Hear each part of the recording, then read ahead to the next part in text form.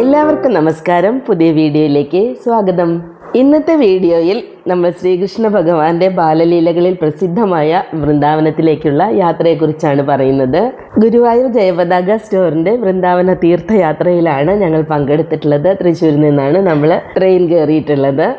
52 പേരാണ് ഇത്തവണത്തെ വൃന്ദാവന തീർത്ഥയാത്രയിൽ പങ്കെടുത്തിട്ടുള്ളത്. ട്രെയിനിലും ഫ്ലൈറ്റിലുമൊക്കെ ആയിട്ടാണ് ആളുകൾ അവിടെ എത്തിയിട്ടുള്ളത്. വിദേശത്തുള്ളവരുമുണ്ട്.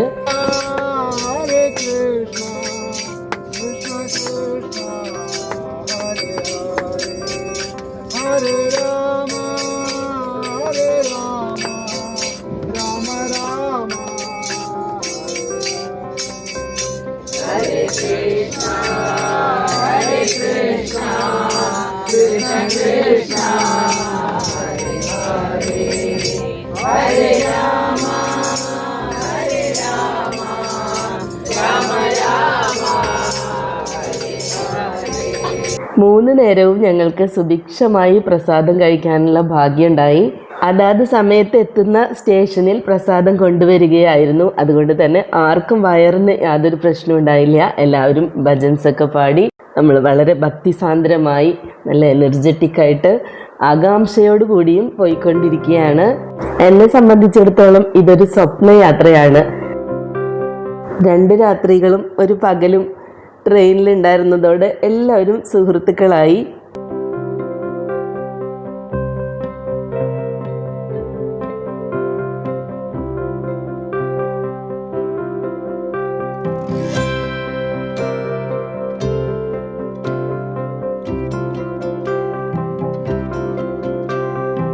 സെപ്റ്റംബർ 17-നാണ് ഞങ്ങൾ യാത്ര പുറപ്പെട്ടത്. 19-ന് ഉച്ചയോടെയാണ് അവിടെ എത്തിയത് കേട്ടോ. 2 മണിക്കൂർ ട്രെയിൻ ലേറ്റ് ആയിരുന്നു.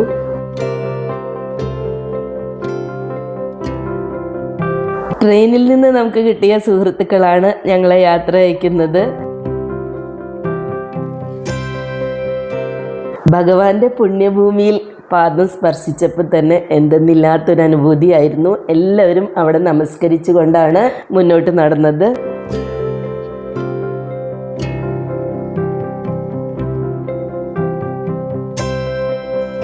പിന്നെ അവിടെ നിന്ന് നമ്മൾ ബസ്സിലാണ് താമസ സ്ഥലത്തേക്ക് പോയിട്ടുള്ളത്.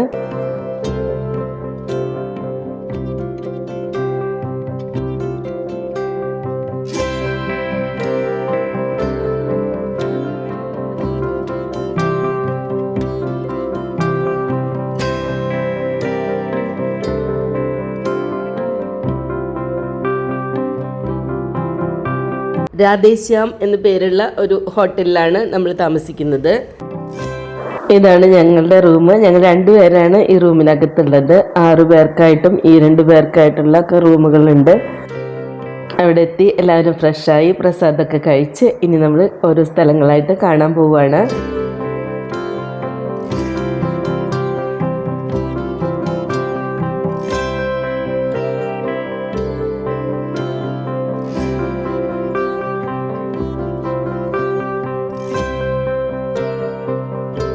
കൃഷ്ണനും രാധയും ഓടി നടന്ന മണ്ണ്, അവിടെ നമ്മൾ ചവിട്ടി നടക്കുമ്പോൾ എന്തൊരു ഫീലാണ് മനസ്സിൽ വരിക എന്ന് എനിക്ക് വിവരിക്കാനാവില്ല. അതിവിടെ വന്നിട്ടുള്ളവർക്ക് അറിയുന്നുണ്ടാകും. ഫസ്റ്റ് പോയത് ഇസ്കോൺ ഗോശാലയിലേക്കായിരുന്നു. കണ്ണൻ്റെ പ്രിയപ്പെട്ട ഗോക്കളുടെ പരമ്പരയാണ് ഇവരെല്ലാം എന്നാണ് ഞാൻ വിശ്വസിക്കുന്നത്. അതങ്ങനെ തന്നെ ആയിരിക്കും.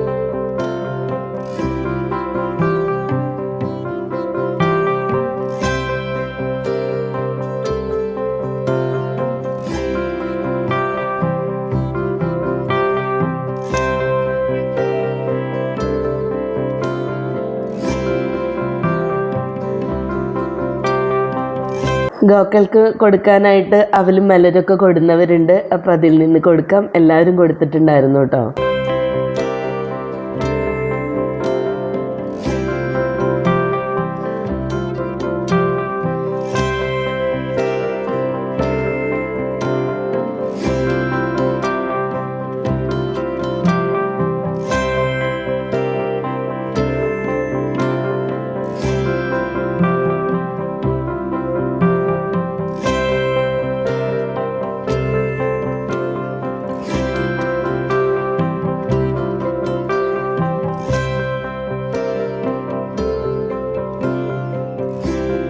ഇസ്കോൺ ഗോശാലയിലുള്ള കൃഷ്ണമൃഗത്തെ മറ്റെങ്ങും ഞാൻ ഇതുവരെ കണ്ടിട്ടില്ല. അങ്ങനെ കാണാൻ സാധിക്കില്ല എന്നാണ് എനിക്ക് മനസ്സിലായത്. കൃഷ്ണമൃഗം വളരെ റെയർ ആയിട്ടേ ഉള്ളൂ.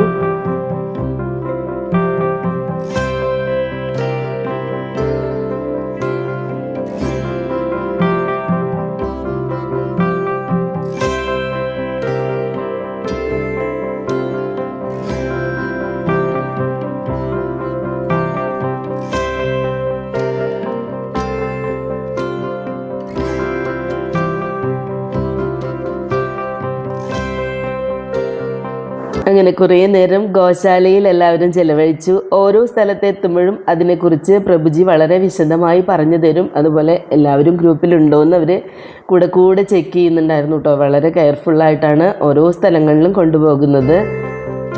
ഞങ്ങൾ വൈകുന്നേര സമയത്താണ് പോയിട്ടുണ്ടായിരുന്നത്. അപ്പോൾ പശുക്കളെയൊക്കെ അവരുടേതായ ആലയങ്ങളിലേക്ക് മാറ്റുവാണ്. അന്നേരം പ്രഭുജി ഞങ്ങളോട് പറഞ്ഞു, ഇതിലൊരു ഭഗവാനുണ്ട്, ഭഗവാൻ കൃഷ്ണൻ ഇതിലുണ്ട്, അതാരാണെന്ന് നിങ്ങൾക്ക് കണ്ടുപിടിക്കാമോ എന്ന്.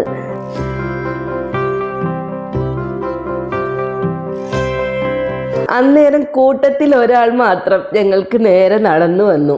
ഇനി ചോദിക്കേണ്ട കാര്യമില്ലല്ലോ, മനസ്സിലാക്കാൻ ഇനിയും ഒന്നുമില്ല. അതാണ് സത്യം. ശരിക്കും അത്ഭുതപ്പെട്ടു പോയിട്ടോ.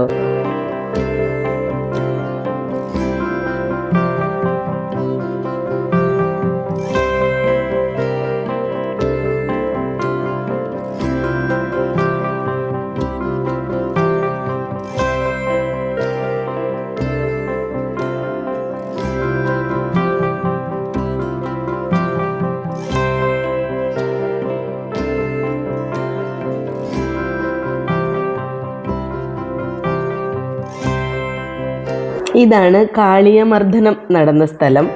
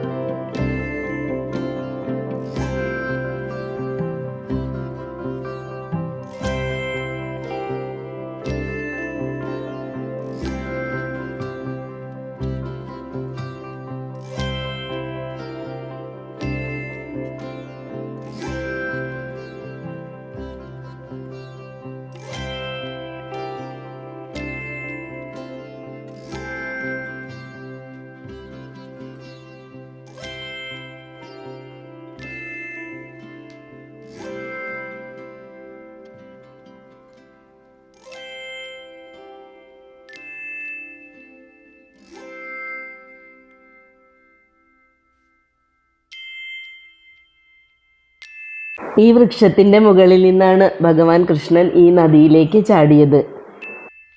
യമുനാ നദി മുൻപ് ഇതുവരെ ഉണ്ടായിരുന്നു. ഇപ്പോൾ ലോപിച്ച് കുറച്ച് അങ്ങോട്ട് നീങ്ങിയിട്ടുണ്ട്. തൊട്ട് മുൻപത്തെ ആഴ്ചയിൽ ഇതുവരെ നദിയിലെ ജലം എത്തിയിട്ടുണ്ടായിരുന്നത്രേ. 5000 വർഷത്തിൻ്റെ കഥ പറയുന്ന ഈ വൃക്ഷം ഇപ്പോഴും അതുപോലെ നിൽക്കുന്നത് അതെന്താണെന്ന് വെച്ചാൽ, അമൃതുമായി ഗരുഡൻ പോകുന്ന സമയത്ത് ഗരുഡൻ വിശ്രമിച്ച സ്ഥലം കൂടിയാണിത്. ആ അമൃതിൽ നിന്ന് ഒരു തുള്ളി ഈ വൃക്ഷത്തിൽ വീണിട്ടുണ്ടായിരുന്നു. ആ ഒരു തുള്ളി അമൃത വീണതിനാലാണ് ഈ മരം അമരനായി തുടരുന്നതത്രേ. ഓരോ സ്ഥലത്തെത്തുമ്പോഴും അതിനെക്കുറിച്ചുള്ള എല്ലാ കഥകളും പ്രഭുജി ഞങ്ങൾക്ക് പറഞ്ഞു തരുന്നുണ്ടായിരുന്നു.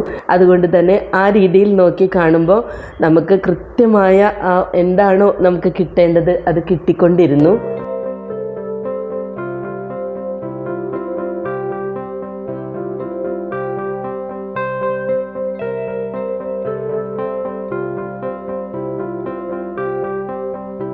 യമുനാ നദി ഇവിടുന്ന് കുറച്ച് മാറിപ്പോയെങ്കിലും യമുനാ നദിയുടെ പ്രാധാന്യം നമുക്ക് അറിയാലോ. ജലനിരപ്പ് ഉയർന്നതിനാൽ യമുനാ സ്നാനം താൽക്കാലികമായി നിർത്തിവെച്ചിരിക്കുകയാണ്. എങ്കിലും ഞങ്ങളവിടെ നമസ്കരിച്ചാണ് പോയത്. അടുത്ത തവണ വരുമ്പോൾ യമുനാ സ്നാനം സാധ്യമാകണേ എന്ന പ്രാർത്ഥനയോടെ.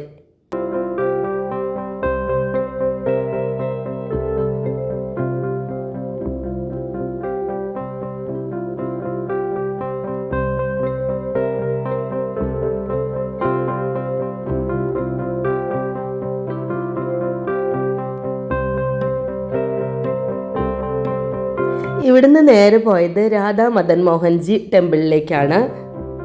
ഓരോ സ്ഥലത്തേക്കും അതീവ ശ്രദ്ധയോടെയാണ് പ്രഭുവും മാതാജിയും ഞങ്ങളെ കൊണ്ടുപോകുന്നത്. കഥകൾ പറഞ്ഞും ഭക്തി നിറച്ചും ശുദ്ധി വരുത്തിയ മനസ്സോടെ ഓരോ കാഴ്ചകളും ഞങ്ങൾക്കെല്ലാം പുണ്യദർശനമായി മാറുകയായിരുന്നു. പ്രഭു പറഞ്ഞു, നമ്മൾ കാതുകൊണ്ടാണ് വൃന്ദാവനം കാണേണ്ടത്, കണ്ണുകൾ കൊണ്ട് മാത്രമല്ല. ഇവിടെ പറഞ്ഞു തരുന്ന കഥകൾ കേട്ടുകൊണ്ടായിരിക്കണം വൃന്ദാവനത്തിലെ ഓരോ സ്ഥലങ്ങളും ക്ഷേത്രങ്ങളും കാണേണ്ടതെന്ന്. അങ്ങനെയല്ലാതെ ഈ പുണ്യഭൂമിയെ കേവലം നയനങ്ങൾ മാത്രം കൊണ്ട് നോക്കി കണ്ടാൽ നമുക്കതിൻ്റെ യഥാർത്ഥ സത്ത ഉൾക്കൊള്ളാൻ സാധിക്കില്ല. ഈ കാണുന്ന രാധാ മദൻ മോഹൻജി ടെമ്പിളിന് 5000 വർഷത്തിൻ്റെ പഴക്കമുണ്ട്. ശ്രീകൃഷ്ണ ഭഗവാന്റെ പൗത്രനായ അനിരുദ്ധനാൽ നിർമ്മിക്കപ്പെട്ടതാണ് ഈ ടെമ്പിൾ.